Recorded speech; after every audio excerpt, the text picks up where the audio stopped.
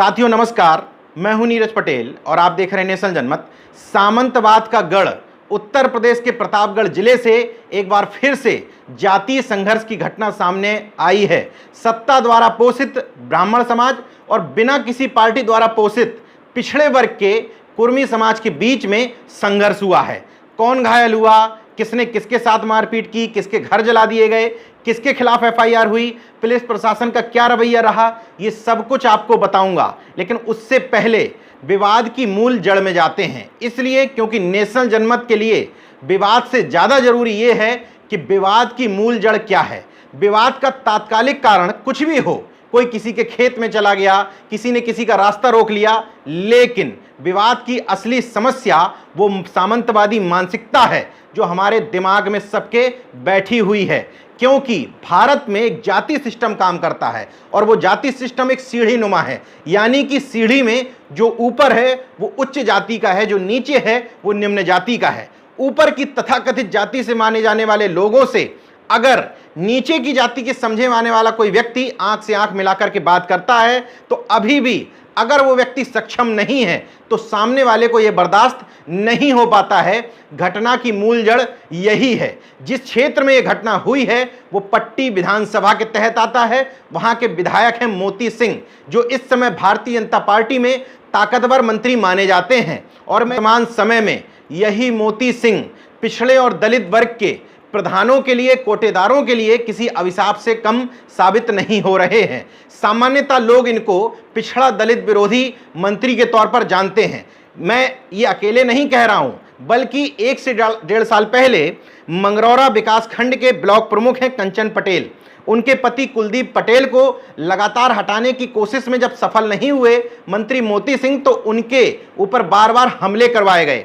एक बार जब ये हमला करवाया गया तो उस समय भारतीय जनता पार्टी के विधायक धीरज ओझा, उस समय जो विधायक हुआ करते थे अपना दल के संगमलाल गुप्ता, जो वर्तमान में भारतीय जनता पार्टी से प्रतापगढ़ से सांसद हो चुके हैं, उन्होंने और विश्वनाथगंज सीट से अपना दल के विधायक डॉक्टर आर.के. वर्मा, इन तीनों लोगों ने मिलकर के पत्र लिखा था मुख्यमंत्री योगी आदित्यनाथ को और कहा था कि मोती सिंह सामंतवाद का गढ़ बनाना चाहते हैं और पिछड़े और दलित वर्ग के प्रधानों को यहां काम नहीं करने दे रहे हैं।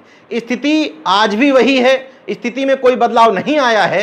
भले ही इन राजनीतिज्ञों की स्थिति में जरूर बदलाव आ गया हो, लेकिन प्रतापगढ़ वर्तमान में सामंतवाद का गढ़ बना हुआ है। जाति का सोपानुक्रम इतने खतरनाक ढंग से लोगों की मानसिकता में बैठा हुआ है कि ऊपर का व्यक्ति जब नीचे की किसी जाति के साथ इस तरह का बर्ताव करता है तो उसके जाति के लोगों को बहुत कष्ट होता है। लेकिन जब वही जातियां अपने से नीचे वर्ग के लोगों के साथ में इसी तरह का बर्ताव करते हैं तो उनको इसमें अपनी शान और शौकत समझ में आती है। इसलिए अगर इस तरह की मानसिकताओं को तोड़ना है तो वो जातियां जो किसी भी ऊपर की जातियों द्वारा, तथाकथित उच्च जातियों द्वारा अगर प्रताड़ित हैं, तो उनको आज से इस बात के लेकर शपथ लेनी चाहिए कि हम अपने नीचे किसी भी जाति को नहीं सोचेंगे और नीचे का जातिक्रम पूरा तोड़ करके हम सारे लोग एकजुट होकर के काम करेंगे। अगर इस मानसिकता के साथ काम किया जाए तो सत्ता किसी की भी रहे, ऊपर की तथाकथित उच्च और सवर्ण जातियों की हैसियत ही नहीं है कि आप लोगों का कुछ बिगाड़ पाएं। ये बात मैं इस आधार पर कह रहा हूं कि कई जगह से ऐसी घटनाएं सामने आती हैं जिन जातियों के साथ तथाकथित उच्च जातियां जो बर्ताव करती हैं, वो ही जातियां अपने आप को डोमिनेंट कास्ट समझते हुए अपने से नीचे समझे जाने वाली जातियों के साथ इसी तरह का बर्ताव करते हैं। यही मानसिकता है। किसी भी जाति का व्यक्ति अगर किसी अन्य जाति को अपने से नीचे समझता है तो यही ब्राह्मणवादी मानसिकता है। जरूरी नहीं कि किसी ब्राह्मण जाति के व्यक्ति के अंदर ही ब्राह्मणवादी मानसिकता हो। किसी भी जाति का व्यक्ति अगर अपने से नीचे किसी भी जाति को समझ करके उसके साथ जातिगत हीनता की वजह से बर्ताव कर रहा है, यही ब्राह्मणवाद है और हमें मिलजुल कर इसी ब्राह्मणवाद को खत्म करना है। अब प्रतापगढ़ की उस घटना की बात करता हूं जहां पर ब्राह्मण और कुर्मी समाज के बीच में जाति संघर्ष हुआ है। नुकसान में कौन रहा होगा यह आपको इस बात से समझ लेना चाहिए कि सरकार किसकी है। खैर, मैं पूरा घटनाक्रम आपको समझा देता हूं। 3 गांवों के बीच ये पूरी घटना घूमती है। पट्टी कोतवाली अंतर्गत आता है ब्राह्मण बाहुल्य धुई गांव, जहां के प्रधान पुत्र हैं अनिल तिवारी। दूसरा गांव है गोविंदपुर, जो आसपुर देवसरा कोतवाली अंतर्गत आता है, जहां के प्रधान पति हैं राम प्यारे पटेल। और तीसरा गांव है पट्टी कोतवाली अंतर्गत परसद गांव।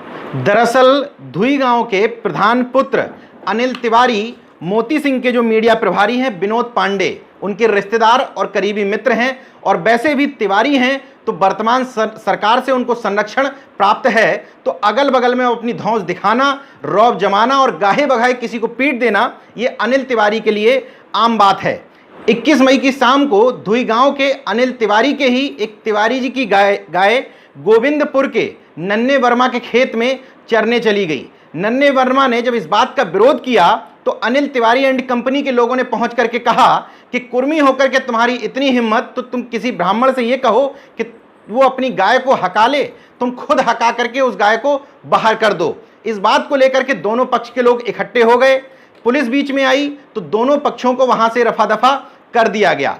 अगले दिन नन्हे वर्मा चूंकि कुछ डेयरी का भी काम करते हैं, उनके डेयरी वाले फार्म हाउस पे कुछ लोगों ने बैठ करके बैठक करी, जिसमें अनिल तिवारी की तरफ से यानी कि प्रधान पक्ष शामिल हुआ। गोविंदपुर के प्रधानपति रामप्यारे पटेल समेत दोनों गांव के तकरीबन 100 लोग इस पंचायत में बैठे। पंचायत में सुलहनामा भी हो गया। इसके बाद अनिल तिवारी, बबलू तिवारी, विपुल तिवारी, तमाम अन्य तिवारी साथियों के साथ परसद गांव पहुंचा, जहां पर कुर्मी समाज के रामशंकर वर्मा, गुड्डू वर्मा समेत अन्य लोग छोटी छोटी दुकानें खोले हुए हैं। वहां पर अनिल तिवारी और उसके अन्य साथियों ने कुर्मियों को संबोधित करते हुए गाली देना शुरू किया कि पिछड़े के लोगों में इतनी हिम्मत आ गई है कि हमको आंख दिखाने लगे हैं। रमाशंकर, गुड्डू समेत जब अन्य लोगों ने इस बात का विरोध किया कि हमें क्यों सुना रहे हो, तुम्हारा झगड़ा गोविंदपुर के लोगों से है, वहीं पर जाके सुनाओ। अनिल तिवारी और एंड कंपनी ने इस बात को लेकर के इन दोनों को बुरी तरीके से पीट दिया। बुरी तरीके से ये लोग जख्मी हो गए। जब गोविंदपुर के लोगों को ये जानकारी हुई तो गोविंदपुर के लोग आए और उन्होंने इन लोगों को दौड़ा लिया। इसके बाद इनके घर के पास पहुंच करके निश्चित तौर पर इन लोगों को पीटा गया, क्योंकि ये तिवारी समाज की क्रिया की प्रतिक्रिया थी। बार बार जब आप दबाएंगे किसी व्यक्ति को तो निश्चित तौर पर वो लोग किसी न किसी समय संगठित हो जाते हैं। जब उनको पता है कि सत्ता और पुलिस हमारे साथ नहीं है तो वो लोग भी एकजुट हुए और उन लोगों ने इनको सबक सिखाने की सोची। इसके बाद ही हस्तक्षेप होता है पुलिस प्रशासन का। दोनों जगह कोतवाली से पुलिस आती है, उनके सामने ही तिवारी वर्ग के लोग घर में घुस घुस करके कुर्मी समाज के गोविंदपुर के लोगों को बुरी तरीके से पीटते हैं। जब और पुलिस बढ़ती है, पीएसी भी बुला ली जाती है। इसके बाद एडिशनल एसपी सुरेंद्र प्रसाद द्विवेदी जी की मौजूदगी में पुलिस प्रशासन फायरिंग करता है। 8-9 राउंड फायरिंग की जाती है। उससे एक कुर्मी बद्री प्रसाद वर्मा के घर में आग लग जाती है। 3 भैंसें बुरी तरीके से जल जाती हैं। तीनों भैंसों की मौत हो जाती है। इतना ही नहीं, ब्लॉक प्रमुख मगरौआ के बहनोई पिंटू वर्मा के घर में भी पुलिस तोड़फोड़ करती है। तमाम घरों से जो कुछ भी मिलता है पुलिस को, पंखे से लेकर जो भी सामान उठा करके ले जाती है। तमाम महिलाओं को, पुरुषों को उठा करके गिरफ्तार कर लिया जाता है। जब चारों तरफ से दबाव पड़ता है तो महिलाओं को तो अगले दिन छोड़ दिया जाता है, लेकिन एक पक्षी कार्रवाई करते हुए, ध्यान दीजिएगा, तिवारी पक्ष से तहरीर ले ली गई। पुलिस ने अपनी तरफ से तहरीर लेकर के 2-2 एफआईआर केवल पटेल पक्ष के लोगों पर दर्ज कर ली है। एक एफआईआर में 14 धाराएं लगाई हैं, 147, 148, 149, 188, 269, 286, 323, 324, 352, 452, 504, 506, 427, 394। और दूसरी एफआईआर जो पुलिस ने अपनी तरफ से लिखी है उसमें भी 15 धाराओं में मुकदमा दर्ज किया जाता है। 10-10 लोगों पर नामजद और 50 अन्य लोगों पर एफआईआर दर्ज की जाती है। 50 अन्य का मतलब पुलिस का खेल आप समझते हैं, किसी भी व्यक्ति को पकड़ करके वो गिरफ्तार कर सकते हैं, क्योंकि 50 अन्य में किसी का भी नाम शामिल किया जा सकता है। कोरांव में इस तरह की घटना इससे पहले भी हुई है, जहां ब्राह्मण और कुर्मी वर्ग के बीच में घटना सामने आई थी। वहां पर कोतवाल ब्राह्मण समाज से थे तो उन्होंने अन्य का खेल करके उठा के चुनिंदा कुर्मियों को जेल में ठूसना शुरू कर दिया था। उसी तरह की घटना कमोबेश प्रतापगढ़ में सामने आई है। नेशनल जनमत ने एडीजी जोन प्रयागराज प्रेम प्रकाश जी और डीएम प्रतापगढ़ डॉक्टर रूपेश कुमार जी से अनुरोध किया था कि इस मामले में हस्तक्षेप कर दोनों पक्षों से एफआईआर दर्ज करवाएं। इसलिए क्योंकि पुलिस समेत तमाम प्रशासनिक अधिकारी इस बात को मान रहे हैं कि 2 पक्षों के बीच में झगड़ा हुआ है। तो अगर झगड़ा 2 पक्षों के बीच में हुआ है, निश्चित तौर पर मारपीट दोनों तरफ से हुई है, लेकिन यहां पर पीड़ित पक्ष कुर्मी समाज है। क्योंकि उसके ही घर जले हैं, उसके ही लोगों की भैंसें जले हैं, उसी के लोगों के सर पर 12-12, 15-15 टाके आए हैं और उसी पक्ष के लोगों को जेल में ठूंस भी दिया गया है। तो पीड़ित पक्ष की तरफ से अभी तक एफआईआर दर्ज क्यों नहीं की गई है? जब इस मामले में इन दोनों अधिकारियों को अवगत कराया गया तो एडीजी प्रेम प्रकाश जी ने तुरंत इस मामले पर प्रतिक्रिया देते हुए प्रतापगढ़ पुलिस से कहा कि इस मामले पर कार्रवाई करके अवगत कराएं। नेशनल जनमत के उसी ट्वीट पर प्रतापगढ़ पुलिस ने कहा कि एफआईआर दर्ज कर ली गई है और सीओ पट्टी को कहा गया है कि इस मामले पर विवेचना करके सूचित करें, इस आधार पर अग्रिम कार्रवाई की जाएगी। लेकिन मैं प्रतापगढ़ पुलिस से अनुरोध करता हूं कि अगर आप न्यायिक प्रक्रिया अपनाना चाहते हैं तो दोनों पर एफआईआर दर्ज करिए। मैं ये नहीं कहता हूं कि कुर्मी समाज के सभी व्यक्तियों पर आपने गलत एफआईआर दर्ज की।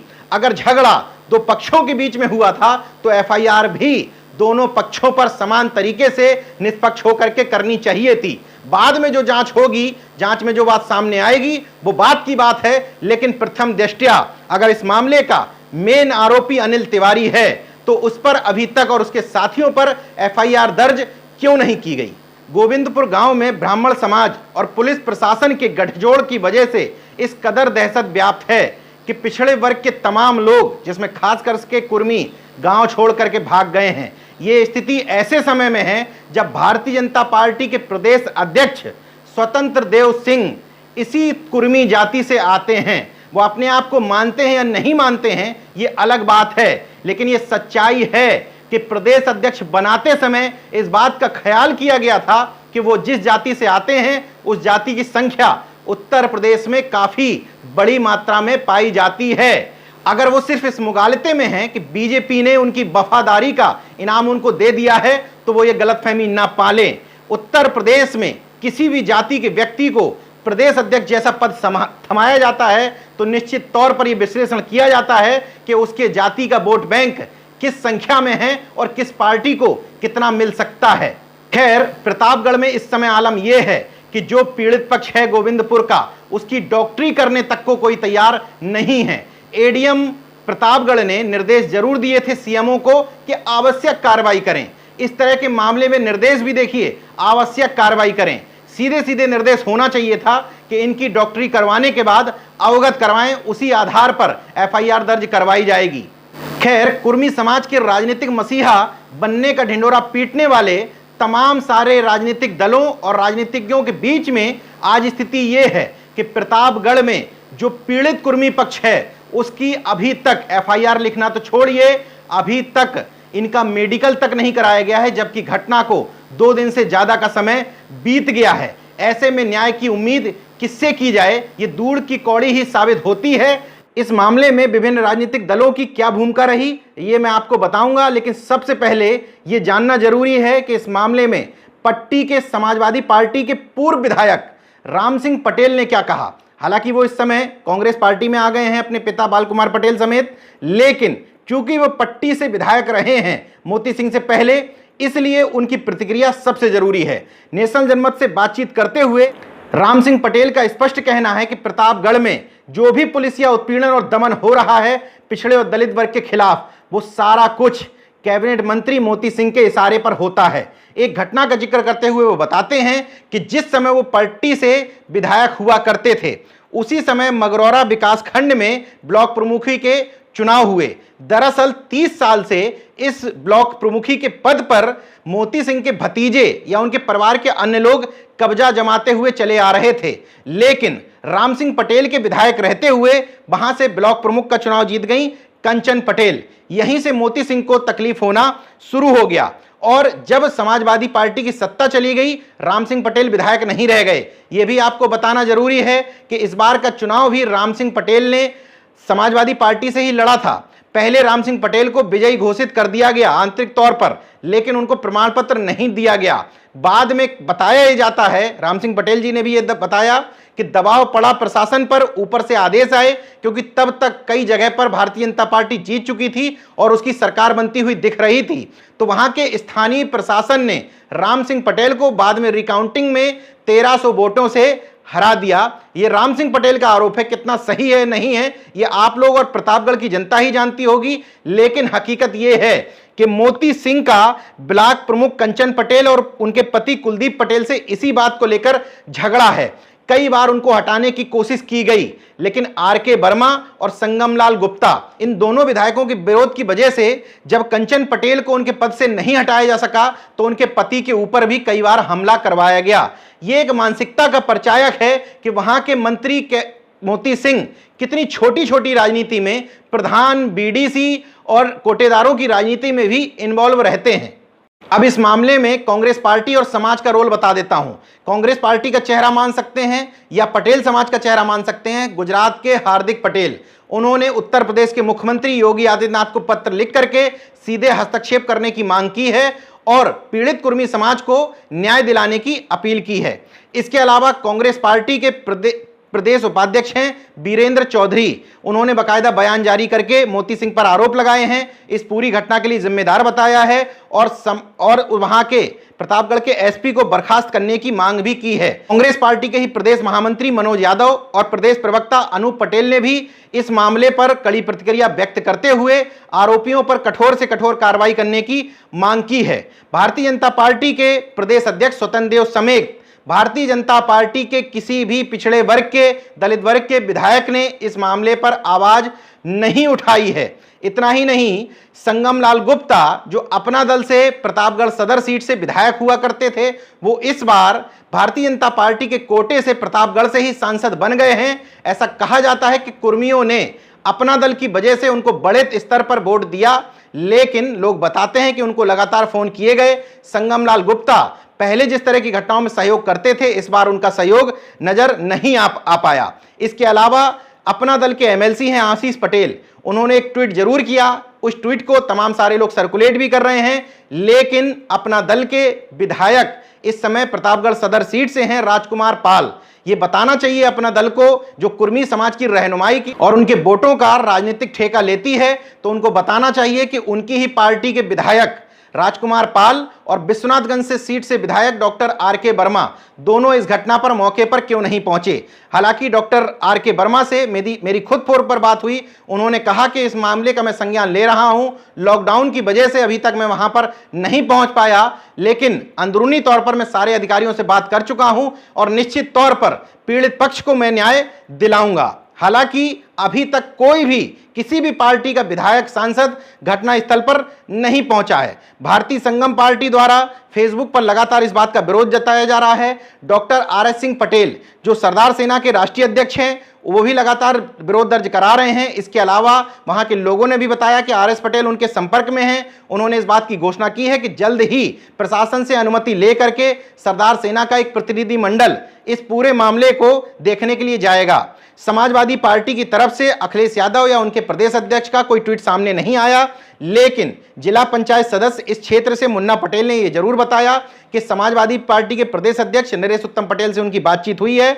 उन्होंने प्रतापगढ़ के समाजवादी पार्टी के जिलाध्यक्ष को बोला है कि इस मामले पर जाकर के पीड़ित पक्ष का समर्थन करें और जो भी घटनाक्रम है उससे अवगत कराएं, ताकि वो अखिलेश जी के माध्यम से डीजीपी से बात करवा सकें। हालांकि अभी भी समाजवादी पार्टी की तरफ से कोई स्पष्ट नजरिया या स्पष्ट रुख समझ में नहीं आया है। कुल मिलाकर के नेशनल जनमत ये वीडियो आपके सामने इसलिए लेकर के आया था कि कुर्मी समाज के तथाकथित स्वयंभू वो ठेकेदार जो चंद नेताओं के साथ में अपनी तस्वीरें डाल करके उनको कुर्मी कुलभूषण बताते हैं, उनको देख लेना चाहिए कि वर्तमान सत्ता के दौर में उनके समाज की स्थिति क्या है। आज ही प्रतापगढ़ से मेरे पास फोन आया, एक लोगों ने बताया कि प्रतापगढ़ की ही एक घटना है कि एक कुर्मी समाज की दुकान पर एक ठाकुर समाज का व्यक्ति दुकान खोले हुए था। कुर्मी समाज के व्यक्ति ने जब दुकान खाली करने को कहा तो ठाकुर समाज के लोगों ने कुर्मी समाज के व्यक्ति को बुरी तरीके से पीट दिया। यह अकेली घटना नहीं है, पूरे प्रदेश में इस तरह से घटनाएं सामने आ रही हैं और सत्ता पक्ष के वो लोग, एक पक्ष तो ऐसा है स्वतंत्र देव सिंह एंड कंपनी जो कुछ बोलता ही नहीं है, दूसरा ग्रुप वो है अपना दल समर्थित ग्रुप जो अपने नेताओं का कोई ट्वीट या कोई चिट्ठी सामने आ जाने पर ही उसको सर्वस्व मान लेता है और मान लेता है कि इसी से उनके समाज का उद्धार हो जाएगा। यही वजह है कि उनका समाज ठुक रहा है, पिट रहा है, लुट रहा है, उस पर कोई बोलने के लिए तैयार नहीं है। समाजवादी पार्टी और अन्य विपक्षी दलों को भी यह समझना चाहिए कि केवल उनके नेता एक जाति पर ही बोल करके सत्ता में नहीं आ सकते। अगर उनको लगता है कि संपूर्ण पिछड़ा वर्ग उनका है तो बिना ये सोचे हुए कि उनके वर्ग के लोग बोल रहे हैं या नहीं बोल रहे हैं, आपके पास संपूर्ण पिछड़े वर्ग की ठेकेदारी है तो आपको बोलना पड़ेगा। देखते रहिए नेशन जनमत, जागरूक और सजग बने रहिए। जय विज्ञान, जय संविधान, जय लोकतंत्र। धन्यवाद। दोस्तों, अगर आपने मेरा YouTube चैनल सब्सक्राइब नहीं किया तो प्लीज़ सब्सक्राइब कर लें और उस बेल आइकन पर जरूर क्लिक करें, जिससे जो मेरे न्यू वीडियो है